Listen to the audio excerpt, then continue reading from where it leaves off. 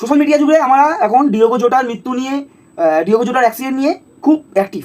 Obviously করা উচিত as a sports লাভার। আমাদের ডিয়েগো জোটা একজন অ্যাক্টিভ প্লেয়ার, নামকরা প্লেয়ার, পর্তুগালের, কিছুদিন আগে রোনাল্ডোর সাথে ফাইনাল খেললো, জিতলো। তার হঠাৎ এরকম আকস্মিক মৃত্যুতে, অ্যাক্সিডেন্টে আমরা সবাই খুব শোকাহত অবভিয়াসলি।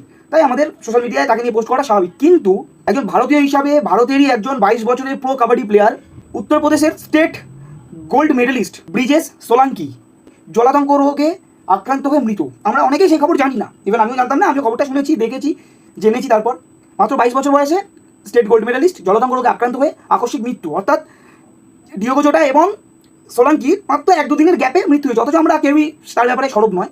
কথাটা হচ্ছে, তার দোষটা কী ছিল? সে একটি বাচ্চা কুকুরকে ড্রেন থেকে পড়ে যেতে বাঁচাতে গিয়ে তাকে তুলেছিল এবং সেই কুকুরটি ভুলবশত তার হাতে কামড়ে ফেলে।